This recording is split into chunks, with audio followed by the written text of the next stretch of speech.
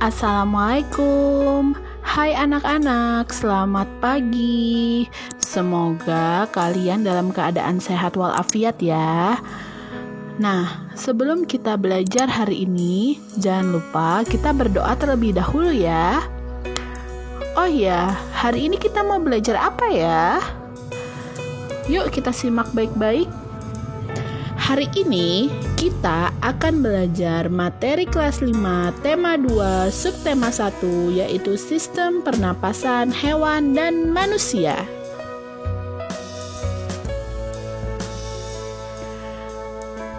Pengertian bernafas. Kalian tahu tidak bernafas itu apa sih?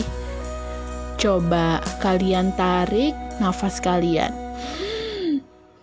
Lalu keluarkan. Itu namanya bernafas. Lalu, menurutmu, apa yang akan terjadi jika kamu menahan napasmu selama 1 menit? Mau coba? Silahkan dicoba kalau kalian berani menahan nafas selama 1 menit. Dimulai dari sekarang ya.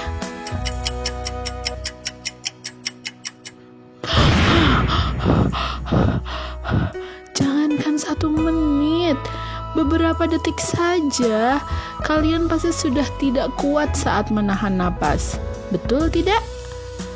Ya, betul. Bernafas adalah proses pengambilan atau menghirup oksigen, lambangnya adalah O2 ya anak-anak, dari luar dan mengeluarkan atau menghembuskan karbon dioksida, lambangnya CO2, dari dalam tubuh. Jadi, bernafas itu adalah mengambil oksigen, menghirup oksigen, dan mengeluarkan karbon dioksida. Seperti ini. Nah, paham? Oke, lanjut. Sistem pernapasan pada hewan. Hewan memiliki sistem pernafasan yang berbeda-beda. Sistem pernafasan hewan disesuaikan dengan tempat hidupnya. Yuk, langsung kita cek. Yang pertama, ada cacing tanah. Cacing bernapas dengan permukaan kulitnya yang basah dan berlendir. Permukaan kulit tersebut membantu pertukaran gas oksigen dan karbon dioksida. Coba kalian perhatikan cacing yang ada di gambar. Kulit cacing itu adalah tempat pertukaran gas oksigen dan karbon dioksida. Ya, jadi di kulit itulah mereka bernafas. Sudah paham anak-anak? Lanjut. Serangga. Serangga bernafas menggunakan trakea.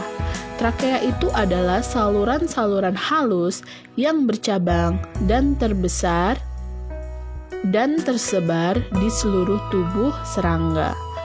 Cara bernapas serangga adalah udara itu masuk dan keluar melalui lubang yang ada pada stigma, lalu diedarkan melalui trakea ke seluruh tubuh.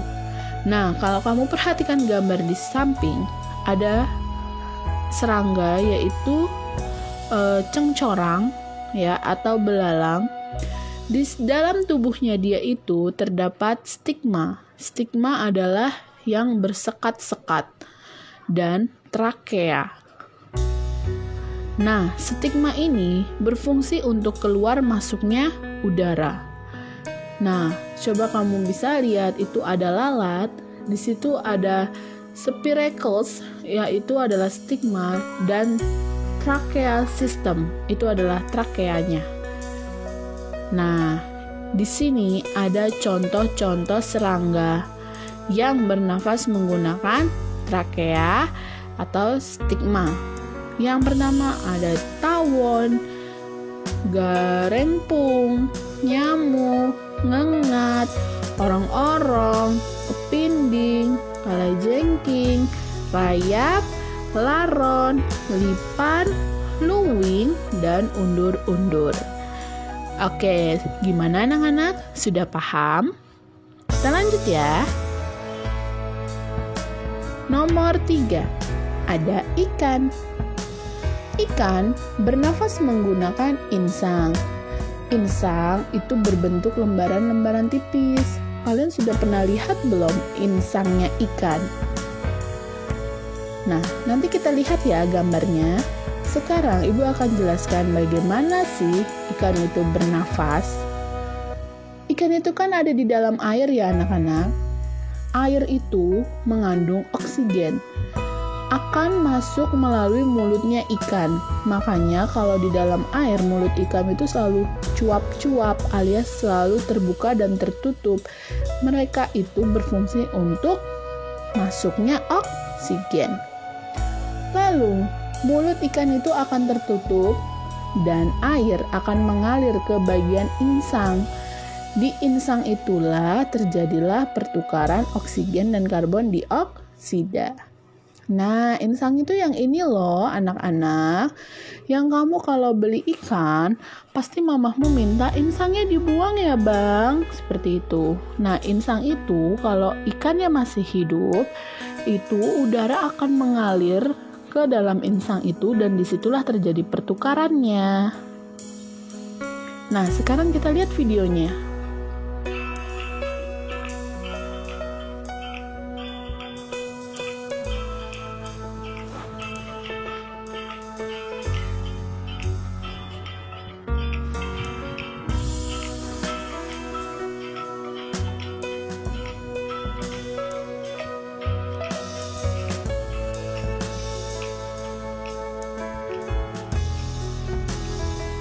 Oke, sudah paham ya?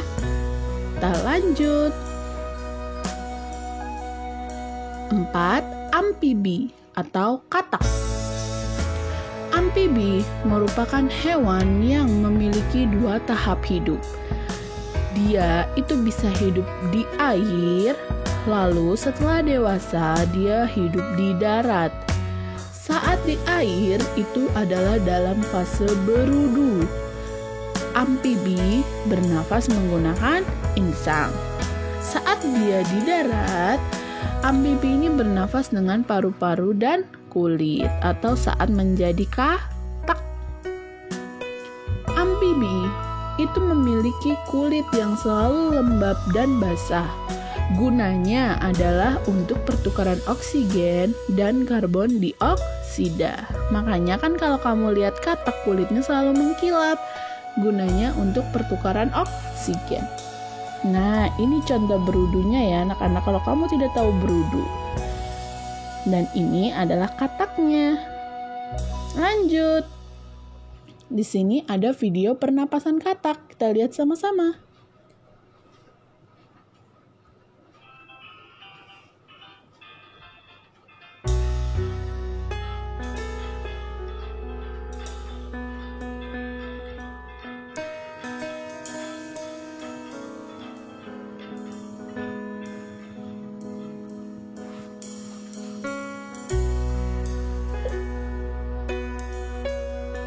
Nomor 5. Reptilia. Reptil bernafas menggunakan paru-paru. Cara bernapas reptil yaitu oksigen itu masuk melalui hidung, lalu dia ke tenggorokan, lalu ke paru-paru. Ada reptilia yang dapat menyelam seperti kura-kura, penyu, dan buaya. Ternyata mereka juga bernapas dengan paru-paru loh. Nah, inilah buaya. Dia bernafas dengan paru-paru. Buaya itu dapat menahan napas di dalam air selama 3 jam.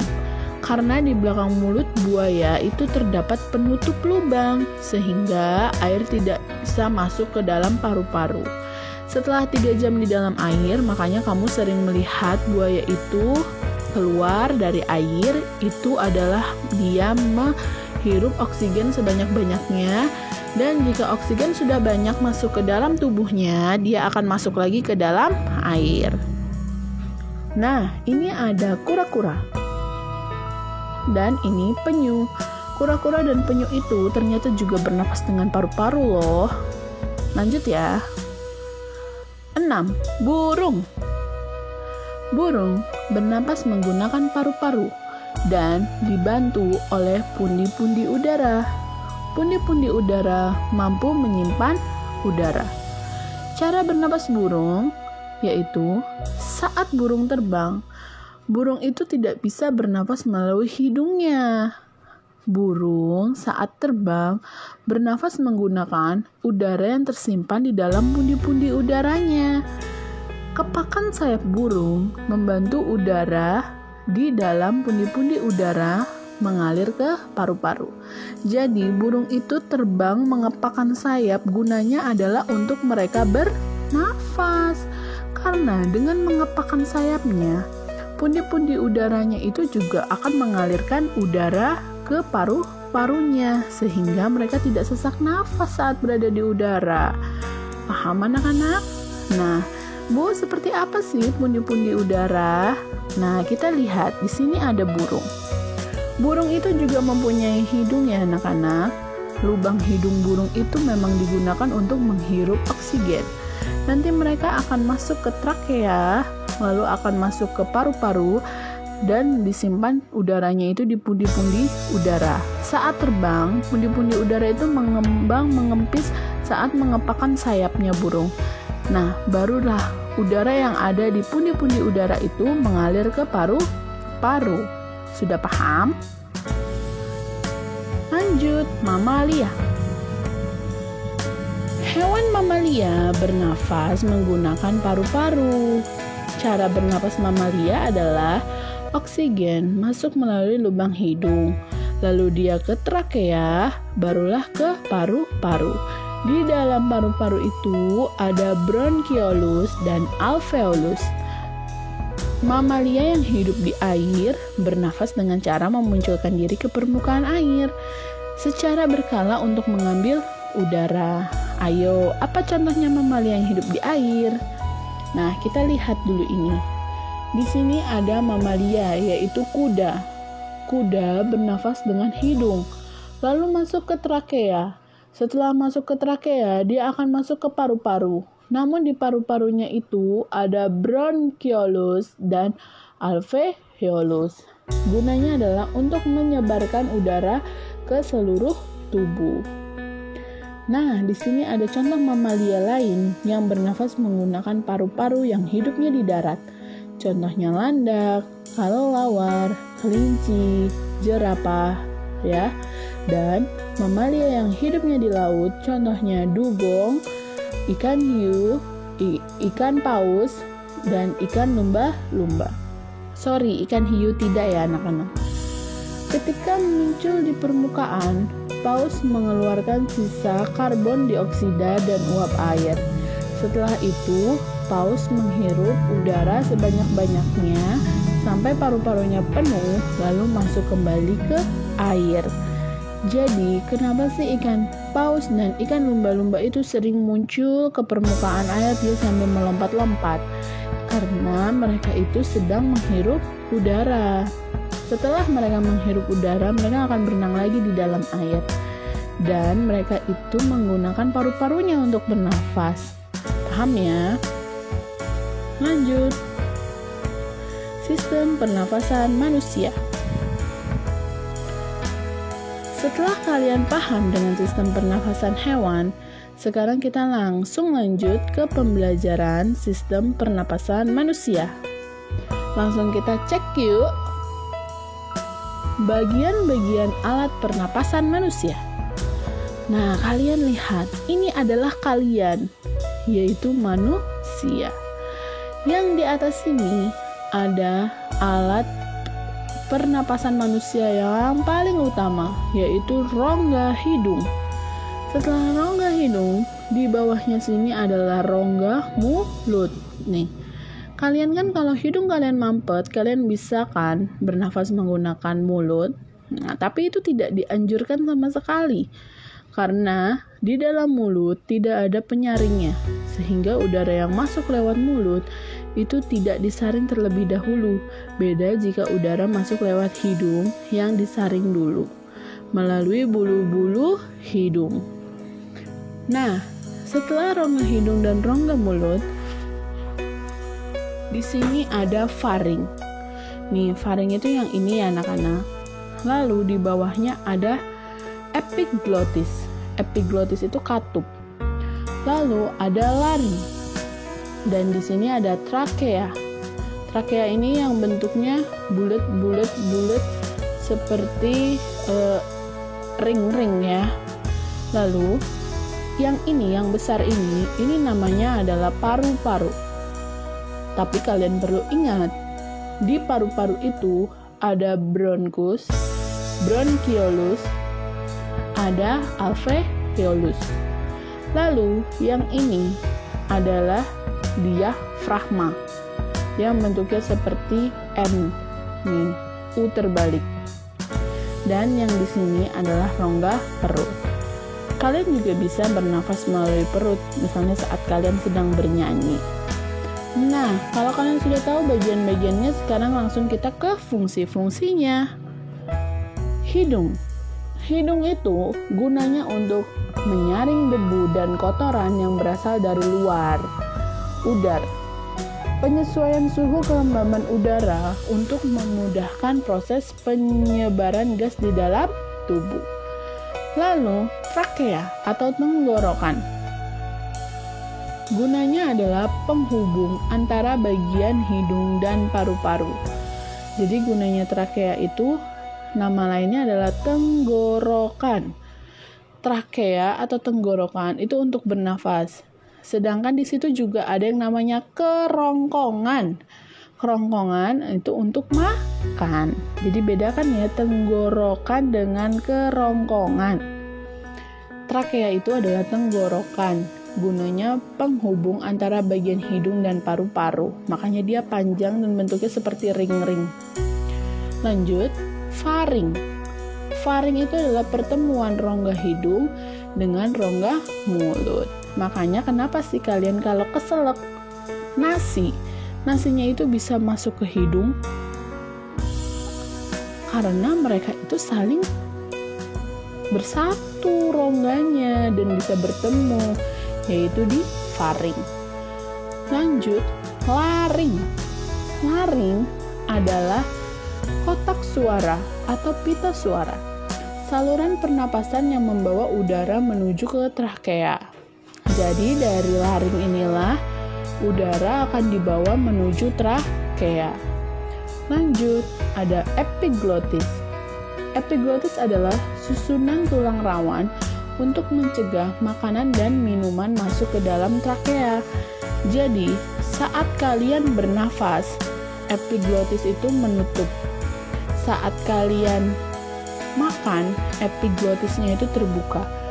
Nah, bahayanya adalah ketika kalian makan sambil berbicara, epiglottis itu akan bingung mau ke arah bernafas atau mau ke arah makan. Akhirnya katupnya itu bingung kan? Akhirnya itulah yang membuat kalian itu tersedak atau keselak. Dan itu bisa bahaya sampai menuju kematian kalau kalian tersedak. Makanya kita dianjurkan untuk tidak berbicara saat makan karena akan membuat si epiglottis ini bingung. Lanjut, paru-paru. Paru-paru merupakan bagian utama dari proses pernapasan manusia. Letaknya berada di dalam rongga dada. Paru-paru itu besar ya anak-anak. Tapi kita akan lihat, dalamnya paru-paru ada bronkus. Bronkus itu apa sih? Bronkus adalah cabang tenggorokan yang terletak setelah trakea dan sebelum paru-paru. Jadi, anggaplah paru-paru itu pohonnya. Si bronkus ini adalah ranting-rantingnya. Ya. Lalu ada bronchiolus. Bronchiolus adalah percabangan dari bronkus. Nih, kalau ini itu paru-paru pohonnya, cabangnya itu yang besar-besar ini kan bronkus, ranting-rantingnya. Nah, ranting-rantingnya itu ada ranting kecilnya lagi, itu namanya bronchiolus. Sedangkan alveolus merupakan tempat pertukaran oksigen dan karbon dioksida. Nih, bentuknya dia kecil-kecil seperti balon-balon, itu dia memompa udara untuk bertukar. Anggaplah alveolus itu adalah buahnya. Sudah paham ya? Lanjut, diafragma. Diafragma adalah sekat otot berserat yang terbentuk seperti kubah. Permukaan atas diafragma bentuknya cembung pada rongga dada serta berbentuk cekung pada permukaan bawah rongga perut. Nah, ini ya bentuknya seperti kubah. Namanya diafragma. Apakah kalian sudah paham tentang bagian-bagian alat pernafasan manusia beserta fungsi-fungsinya? Semoga kalian paham ya. Kita lanjut ya materinya. Di sini ada proses pernapasan pada manusia. Proses pernapasan pada manusia ada dua, yaitu saat menghirup udara dan saat mengeluarkan udara. Sekarang kita bahas dulu yang proses menghirup udara. Pertama, rongga dada itu akan membesar. Lalu udara masuk melalui hidung. Udara disaring oleh lendir dan rambut hidung. Paru-paru mengembang, oksigen diserap melalui alveolus. Nah, seperti ini gambarnya.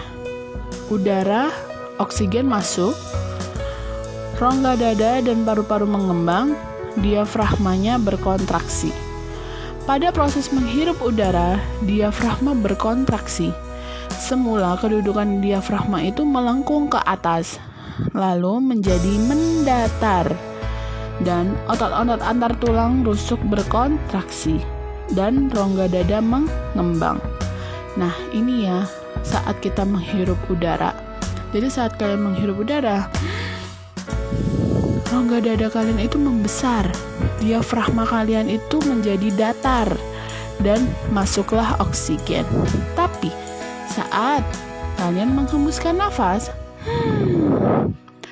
rongga dada kalian itu mengempes atau mengecil, dan diafragma kalian kembali melengkung ke atas, serta udara akan keluar.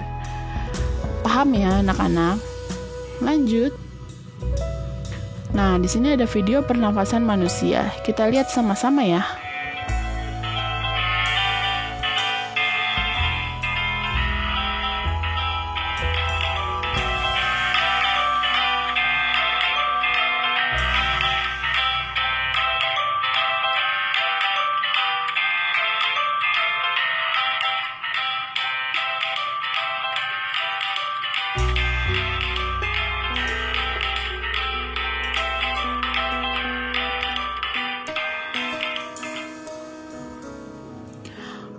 Oke, nah alhamdulillah kita sudah selesai dan sekarang ada tugas untuk kalian.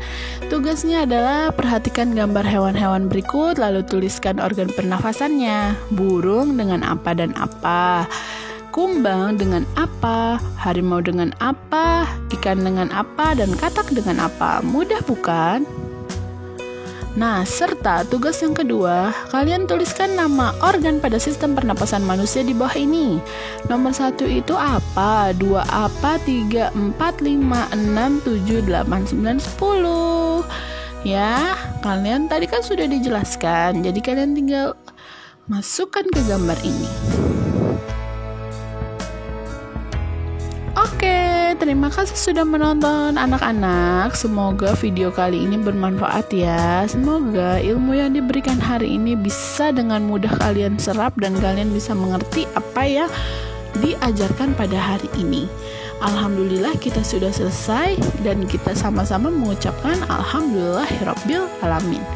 Semoga ilmunya bermanfaat. Yang baru datang ke channel YouTube Ibu, jangan lupa di subscribe, like, dan share jika ini bermanfaat.